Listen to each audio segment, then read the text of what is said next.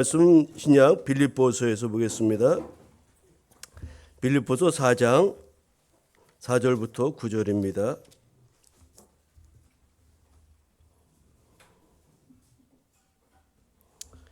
빌립보서 4장 4절부터 9절, 신약 322쪽에 있습니다.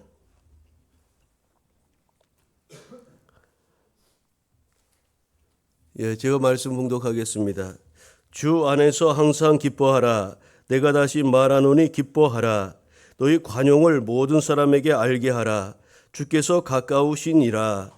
아무것도 염려하지 말고 다만 모든 일에 기도와 간구로 너희 구할 것을 감사함으로 하나님께 아뢰라. 그리하면 모든 지각에 뛰어난 하나님의 평강이 그리스도 예수 안에서 너희 마음과 생각을 지키시리라.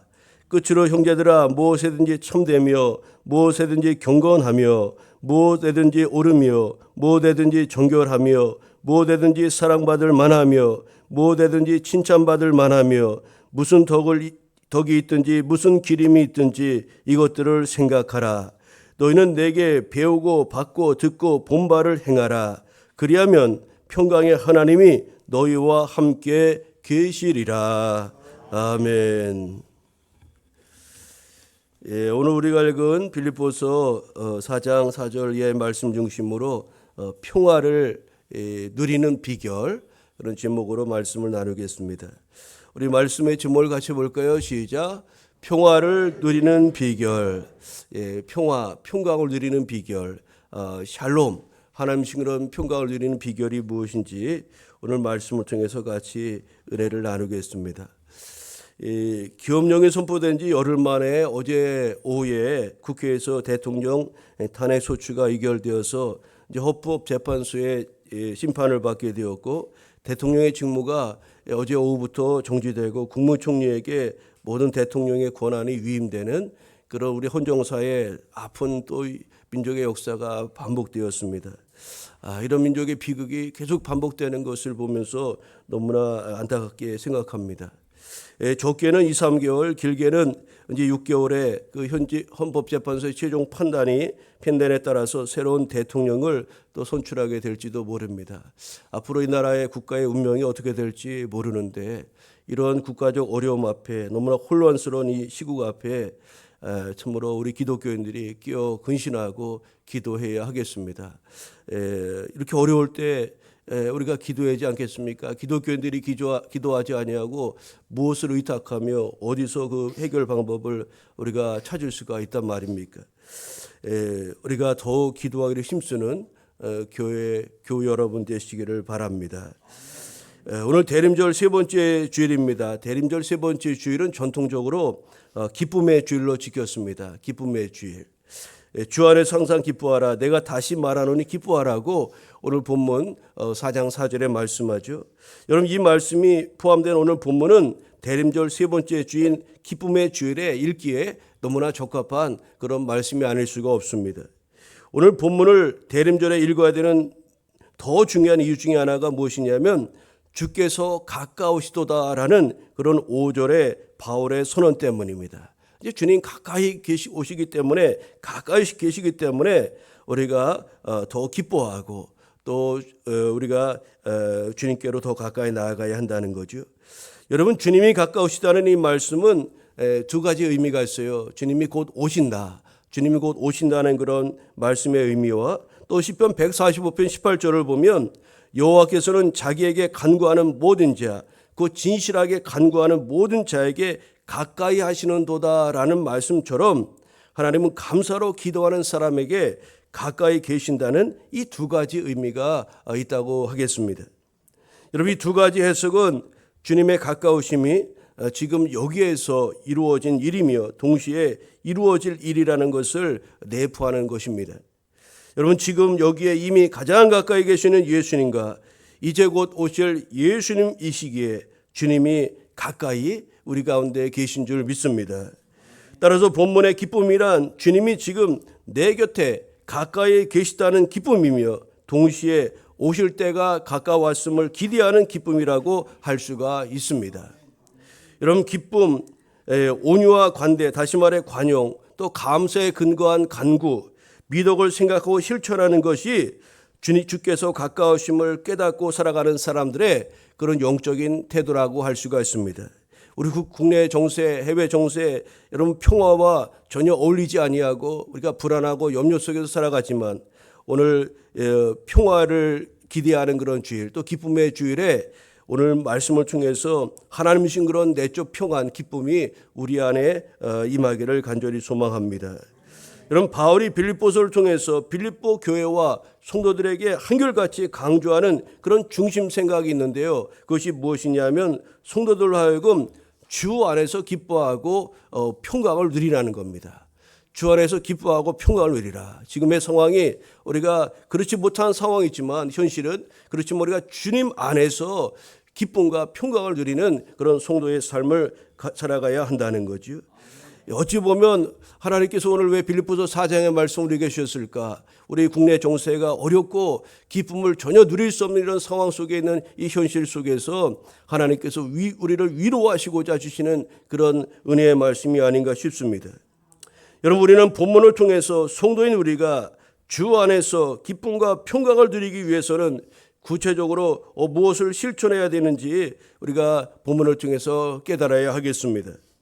인간관계에 있어 화해하고 적극 기뻐하고 관용하기를 힘쓰며 또 감사함으로 기도하고 신앙의 미덕들을 생각하고 그것을 적극 실천하는 것이야말로 우리가 주 안에서 기쁨과 평강을 누리는 그런 성도의 삶의 모습이어야 된다는 것을 오늘 우리에게 가르쳐주고 있습니다. 여러분, 주 안에서 기뻐하라는 이 사도 바울의 고면은 이 시대를 살아가는 많은 이들에게 일대 도전이 아닐 수가 없습니다. 그 이유는 오늘날 많은 현대인들이 기쁨을 상실한 채 살아가고 있을 뿐만 아니라 심지어 그런 상태를 체념적으로 받아들이고 있기 때문에 그렇습니다. 이 세상은 기쁨이 없는 거야. 기뻐할 일이 전혀 없는 거야. 우리가 기뻐할 살아갈 이유가 없어. 이 많은 사람이 이렇게 체념적으로 살아간다는 겁니다. 비록 사도 바울은 옥중이었지만 그가 얼마나 기뻐했습니까? 이 옥중 서신이 빌립보서 아닙니까? 감옥에서 기록한 서신입니다. 기뻐하라, 내가 말하는 다시 기뻐하라, 기뻐하라. 그래서 일명 이 빌립보서를 기쁨의 서신이라고 부르지 않습니까? 여러분, 이렇게 바울은 심지어 옥중에서도 크게 기뻐하면서 기뻐할 것을 권면하고 있는데 우리는 바울처럼 그런 기쁨을 선포하며 또한 누릴 수 없단 말입니까? 그의 기쁨과 평강의 원천이 그 자신이나 그에게 주어진 환경이 아니라 바로 주 안에 있는 것이라면 우리 역시 주 안에 거하기 위해 힘쓰기만 한다면 환경을 초월한 사도 바울이 느낄 수 있었던 그런 기쁨과 평강을 저와 여러분도 누리게 될 줄로 믿습니다. 여러분, 지금도 그리스도인으로 참된 기쁨을 누리길 원하는 그런 권면의 말씀이 오늘 우리에게 주신 말씀이라고 할 수가 있는데 주 안에서 항상 기뻐하라. 내가 다시 말하노니 기뻐하라. 오늘 하나님께서 사도 바울을 통해서 우리에게 주시는 그런 너무나 중요한 메시지임을 기억하시기를 바랍니다. 우리가 주님 안에서 기뻐하는 교회 여러분, 우리 한국교회가 되기를 축복합니다. 여러분, 주님의 오심을 기다리는 사람은 하나님의 평화가 마음과 생각을 지키시는데 그러기 위해서는 선행 조건이 우리에게 있다고 하겠습니다. 다시 말해 평강의 열매, 평화의 열매를 맡기 위해서 우리가 평화를 누리기 위한 그 비결이 무엇인지를 오늘 구체적으로 하나씩 살펴보고자 합니다. 첫째로 우리가 평화를 누리기 위해서, 평강을 누리기 위해서는 주 안에서 기뻐해야 한다는 사실입니다. 우리 같이 해볼까요? 주 안에서 기뻐합시다. 시작. 주 안에서 기뻐합시다. 여러분, 그리스도인 저와 여러분은 예적인 조건이나 상황에 따라서 기뻐하는 자들이 아닙니다. 우리는 항상 기뻐하는 사람인 줄로 믿습니다. 바울은 기쁨을 너무나도 강조하고 있음을 주목하십시오. 그래서 빌립보서를 기쁨의 서신이라고 부른 것 아닙니까? 바울이 감옥에서 이 서신을 쓴 것을 아는 빌립보 교인들은 기뻐하라는 사도 바울의 권면을 듣고 충격과 아마 큰 감동을 받지 않았겠습니까? 아니, 사도 바울이 감옥에 있는 걸 뻔히 아는데 어떻게 감옥에서 우리에게 이렇게 기뻐하라고 이 권면의 말씀을 할까? 그 교인들이 의아해하지 않았습니까? 감동을 먹지 않았겠습니까? 저 감옥에서조차도 이렇게 기뻐하라고 하는 사도 바울의 권면 앞에 이 빌립보의 성도들은 참으로 큰 충격을 받았을 것입니다. 여러분, 그런데 우리가 기쁨이라는 것을 잠깐 생각해 볼까요? 이 기쁨이라는 것은 우리 자신에게서 나오는 것이 아닙니다. 내가 기뻐하고 싶어도 기뻐하고 싶다고 해서 내 마음대로 기쁨이 그렇게 내 마음대로 되어지는 것이 아니라는 말씀이에요. 오늘 사도 바울은 그래서 어떻게 기뻐하라고 말씀합니까? 주 안에서 기뻐하라고 말씀하고 있습니다.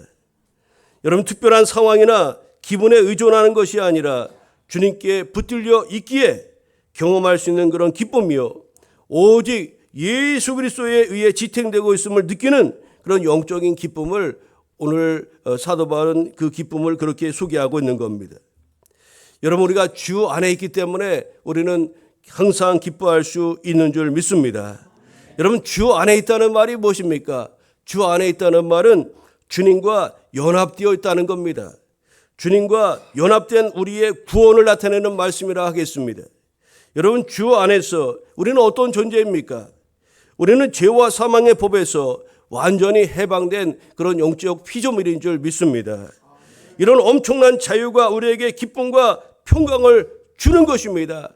다른 우리의 조건이나 환경, 여건이 우리를 기쁨을 주는 것이 아니라 주 안에서 주시는 그런 기쁨과 평강이 우리에게 있는 거죠. 바울에게 주셨던 이런 구원의 기쁨, 위로의 기쁨, 상급의 기쁨이 오늘 주 안에 있는 우리 모두에게도 주신 기쁨이라는 것을 여러분 잊지 마시기를 바랍니다.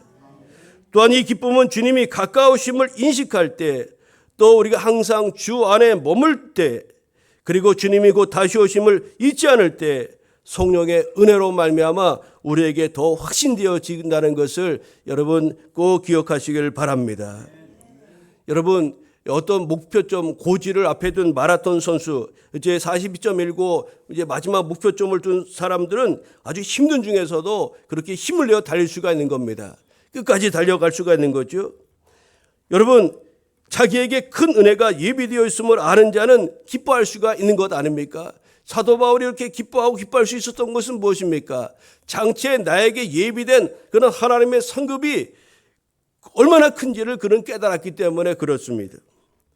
여러분, 주님이 지금 내 가까이 와 계심을 믿고 그 하나님을 인식하면서 항상 주 안에서 기뻐하는 성도 여러분 되시기를 우리 주님의 이름으로 축복합니다.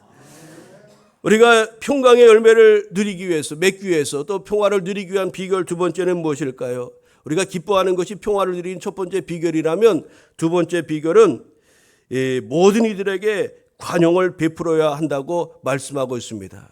다른 사람에게 관대하라는 겁니다. 너그러우라는 거예요.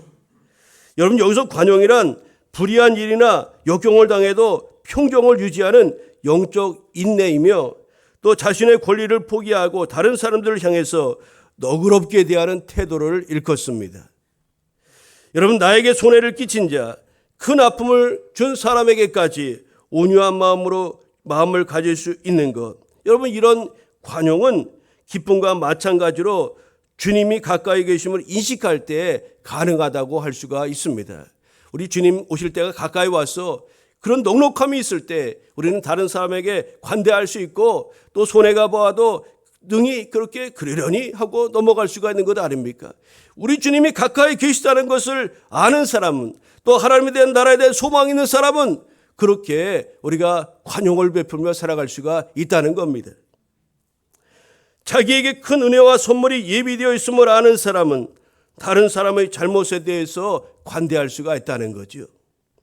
그러나 그 반대로 약속의 땅을 코앞에 두고서도 그것을 보지 못하는 자들은 계속 불평하고 불만을 품고, 자기가 은혜를 받았음에도 불구하고 은혜 받았음을 깨닫지 못하는 자는 다른 이들에게 관용을 베풀기는커녕 인색할 수밖에 없는 것 아니겠습니까? 너의 관용을 모든 사람에게 알게 하라, 주께서 가까우시니라. 우리가 관용을 베풀어야 되는 이유가 무엇입니까? 우리 주님이 가까이 계시기 때문에 그렇습니다. 우리 주님 곧 오실 거라는 겁니다. 우리 주님이 지금 내 옆에 계시다는 거예요. 그렇기 때문에 우리는 우리의 관용을 모든 사람에게, 나에게 잘하는 사람뿐만 아니라 나에게 속을 푸게 하고 나를 반대하는 사람이라 할지라도 그들에게 관용을 알게 하라고 오늘 말씀하고 있습니다. 이 말씀은 이렇게 번역할 수가 있어요. 주님의 재림이 가까이 오고 있으니 너희 관용을 모든 사람에게 알게 하라. 이렇게 본문의 말씀을 이제 번역할 수가 있다는 거예요. 이것은 우리가 관용을 베풀어야 되는 절대적인 이유이기도 합니다. 우리가 재림의 소망을 품고 관용을 베풀면 많은 사람에게 복음을 전할 기회를 가질 수 있을 뿐만 아니라 선으로 악을 이길 수도 있기 때문에 이 관용을 베푸는 것이 얼마나 소중한 것인지 모릅니다. 오늘 본문에서 사도 바울이 말한 주께서 가까우시다라는 이 말씀은 시간적인 개념입니다. 그러나 이 말은 공간적인 개념으로 이해해도 좋을 것 같아요. 주님이 나와 가까이 계신다는 것을 늘 인식하며 살아갈 때 우리는 주님 안에서 주님께서 주시는 그런 기쁨을 누릴 수 있을 뿐만 아니라 주님께서 나를 받아주신 같이 다른 이들을 받아주실 그런 관용의 힘을 우리는 얻을 수가 있는 것이죠. 여러분, 이런 자세로 살아갈 때 우리는 가까이 오시는 주님을 기쁨으로 감사함으로 그렇게 맞이할 수 있지 않겠습니까? 오늘 평강을 누리는 비결 세 번째, 우리가 첫째는 기뻐하고 두 번째는 관용을 베푸는 것이라면 세 번째는 염려하지 말고 감사함으로 간구하는 것이라고 알 수가 있습니다. 여러분, 우리가 염려하지 말아야 됩니다. 기독교인들 성경에 보면 염려하지 말라는 말씀이 얼마나 많이 나와 있는지 모릅니다. 나는 기도하고 있습니다 라는 이 말은 다른 말로 이야기하자면 나는 염려를 멈췄습니다 라는 말과 같은 의미입니다. 근데 우리 그 찬양에도 있지만 기도할 수 있는데 왜 염려하십니까? 기도하면서도 사람들이 염려를 한다는 거예요. 근데 그렇다면 그 기도는 뭔가 잘못된 것 아니겠습니까? 나는 기도하고 있습니다. 하나님을 절대적으로 신뢰하며 하나님을 의지하며 나아가고 있다는 기도하고 있습니다라는 이 말씀은 나는 염려를 버렸습니다. 나는 염려를 멈췄습니다라는 그런 표현이라고 할 수가 있는 겁니다. 염려라는 말의 그 원어의 의미가 무엇이냐면 마음이 이렇게 나눠지다는 거예요. 나눠지는 거. divide, separate. 이렇게 이 마음이 나눠진다는 의미예요. 하나님을 전적으로 의탁하는 것이 아니라 그 마음이 왔다 갔다 하는 것이요. 또 하나님 말을 절대적으로 믿는 것이 아니라 다른 것을 믿는 거예요. 이 마음이 하나님께 우리가 집중돼야 되는데 이 마음이 다른 데 분산되어지는 것. 이것이 염려의 그런 원어의 의미라고 볼 수 있습니다.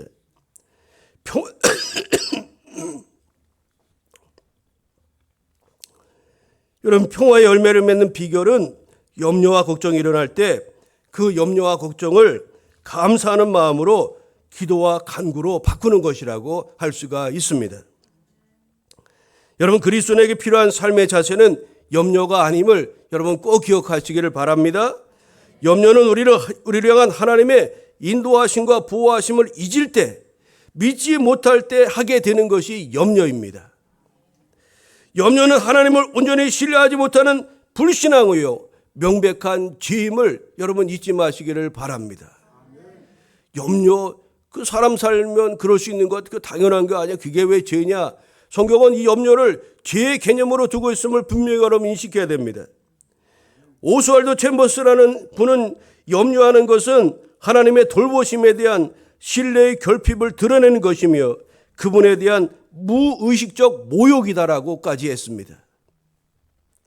여러분, 우리는 염려가 아니라 모든 일에 하나님에 대한 신뢰를 바탕으로 기도하고 간구하는 우리 모두가 되어야 하겠습니다. 이런 기도와 간구는 응답에 대한 확신과 감사 속에서 이루어져야 합니다. 모든 염려를 버리고 감사함으로 기도하는 자에게 하나님께서는 지속적인 평강을 주시는 줄로 믿습니다. 이 평강 또한 기쁨과 관용처럼 우리 자신에게서 나오는 것이 아니라 예수 그리스도를 통해서 예수 안에서, 주 안에서 이루어지는 것임을 우리는 잊지 마시길 바랍니다. 예수님을 통해 하나님과 우리 사이에 평화가 찾아오고 평강이 주어졌다는 것을 우리는 기억해야 하겠습니다. 오늘 바울의 권면은 염려 속에서도 감사의 마음을 품고 하나님을 신뢰하며 기도하라는 것 아니겠습니까? 그럴 때 세상에 주는 안심이 아니라 하나님이 주신 그런 평강이 우리 마음에 찾아오게 되는 것입니다. 얼마나 지금 국내적 정세, 세계 정세 속으로 우리 마음이 불안하고 참으로 어찌할 바를 모르는 그런 상황 앞에 우리가 있지 않습니까? 이런 상황에서 염려할 것이 아니라 하나님 앞에 감사함으로 아뢰며 하나님의 선하신 손길을 기대하며 나아가는 것이 저와 여러분이 하나님 앞에서 해야 될 것임을 잊지 마시기를 바랍니다. 예수님이 십자가에 달려 돌아가신 이후에 제자들은 두려움과 염려 속에서도 주님의 약속을 믿고 예루살렘에 남아 기도하기를 힘썼습니다. 부활하신 예수님은 약속대로 그들을 찾아가 평강을 주셨습니다. 너희에게 평강이 있을지어다.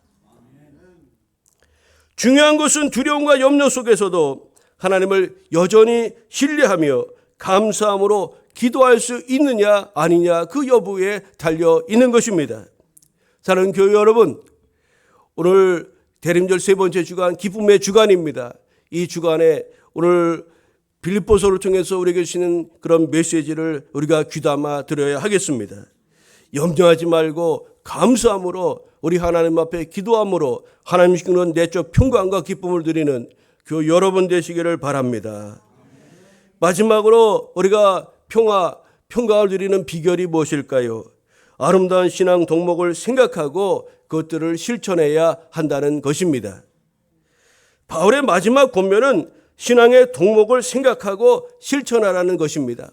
신앙의 덕목을 생각하고 실천하라. 그렇다면 여러분, 우리가 품어야 될 아름다운 신앙의 덕목이란 무엇을 의미할까요? 오늘 8절을 통해서 사도 바울은 그것을 우리에게 소개하고 있는데요. 무엇이든지 참되어야 된다는 거예요. 참된 거 생각하시기 바랍니다.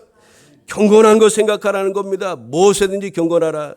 무엇이든지 옳은 것 생각하라는 겁니다. 정결한 거 생각하고, 사랑받을 만한 거 그거 생각하라는 겁니다. 칭찬받을 만한 거 그거 생각하라는 겁니다. 또 무슨 덕이 있든지 기림이 있든지 이런 것들을 생각하라고 말씀하고 있어요. 여러분, 여기에 소개되는 이 신앙의 덕목들은 어떻게 보면 주님께서 산상수훈을 통해서 제자들에게 가르쳐 주신 그런 팔복의 그런 내용들과도 큰 의미에서 본다면 비슷하다 하겠어요. 우리는 성도로서 이런 것들을 늘 생각하고 살아가야 된다고 말씀하고 있는 겁니다. 그런데 여러분, 본성적으로 부패한 우리는 스스로의 힘과 노력으로 주님의 성품을 어떻게 우리가 온전히 닮아갈 수가 있겠습니까? 그런데 할 수 없는 것을 하나님께서 우리에게 행하라고 이렇게 말씀하시겠습니까? 그렇지 않습니다. 그 길이 분명히 있기 때문에 하나님께서 우리에게 그 길을 말씀하시고 그것을 생각하고 행하라고 말씀하지 않겠습니까? 그것은 내 힘으로 할 수 없으니 하나님의 은혜를 힘있는 것이요, 하나님의 오신 성령님의 권능을 우리가 힘있고 나아가는 데 있습니다. 우리가 성령을 전적으로 의지할 때 육체의 소욕을 벗어날 수 있을 뿐만 아니라 우리가 성령의 사람으로 성령의 열매 맺는 삶을 살아갈 수가 있는 거죠. 이런 과정을 우리가 신학적으로는 성화라고 합니다. 성화. 이를 위해서 성령을 더욱 의지하고 그분의 인도하심을 우리는 따라가야 하겠습니다. 사도 바울은 아름다운 신앙 덕목을 생각한 사람은 그것을 생각으로 그쳐서는 안 된다고 그렇게 가르쳤습니다. 그 말씀과 가르침을 적극 행하라고 그렇게 권면하였습니다. 즉, 말과 행동이 일치되는 신앙, 실천하는 신앙을 가지라고 사도 바울은 오늘 본문 구절을 통해서 그렇게 선포하고 권면하였죠. 너희는 내게 배우고 받고 듣고 본 바를 행하라. 그리하면 평강의 하나님이 너희와 함께 계시리라. 무디 목사는 이런 이야기를 했어요. 어떤 사람이 목사님 궁금한 게 있어요. 제가 성경을 읽는데 잘 모르겠어요. 성경이 깨달아지지 않고요. 또 이 성경에 대한 의심이 생길 때 어떻게 하면 좋겠습니까? 그렇게 물어보았어요. 그랬더니 그 무디 목사님이 이렇게 대안을 이야기해 주었답니다. 당장 성경을 접고 나가서 전도하십시오. 또 나가서 봉사하고 누군가를 섬겨 보십시오. 그리고 와서 성경을 읽으면 깨달아지는 말씀들이 많이 있을 것입니다. 그렇게 권면을 했다는 겁니다. 여러분, 그렇습니다. 우리가 배운 대로 실천할 때 성경 말씀을 가장 잘 배울 수 있을 뿐만 아니라 하나님의 함께 하심을 우리는 생생하게 경험할 수가 있는 것입니다. 하나님을 깊이 만나고 그로 인해 평강을 또한 누릴 수가 있는 것이지요. 말씀대로 행하여 하나님의 임재와 그분이 주시는 내적 평안을 누리는 교우 여러분 되시기를 간절히 소망합니다.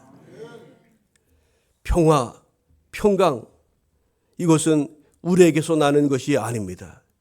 이것은 하늘 위에서 내려오는 하나님 주시는 선물입니다. 오늘 이 땅 대한민국에 하나님의 평화가 절대적으로 필요합니다. 오늘 예배하는 우리 모두에게 하나님의 평강이 필요합니다. 이 선물은 은혜이기에 대가를 지불할 필요가 없지만 선물의 포장지는 우리 손으로 직접 풀어야만 하는 것입니다. 포장지를 푸는 훈련이 있는데 그것이 무엇일까요? 기쁨과 관용과 기도입니다. 여기에 하나 더하자면 이것을 배운 대로 실천하는 것이라고 하겠습니다. 성탄절을 앞두고 가까이 다가오시는 주님과 우리 가까이 계신 주님을 늘 인식하며 살아가는 교우 여러분 되시기를 바랍니다. 주님 안에서 늘 기뻐하고 주님께서 우리를 바라보는 그 시선으로 이웃을 바라보며 관용을 베풀며 살아가는 교우 여러분 되시기를 바랍니다. 두려움과 염려에 좌절하지 말고 그 가운데서 계속해서 우리 주님을 신뢰하며 기도하며 나아가는, 그래서 하나님 주시는 그런 진정한 평화와 평강을 누리는 우리 모두 되기를 바랍니다. 이것이야말로 강림절을 보내는 우리의 신앙 자세와 태도가 아니겠습니까? 오늘 하나님이 우리에게 평강 주시기를 기뻐합니다. 또 기쁨 주시기를 원하십니다. 그 주시는 바 평강과 기쁨을 마음껏 누리는 교우 여러분 되시기를 바랍니다. 우리 찬양 한장 하시고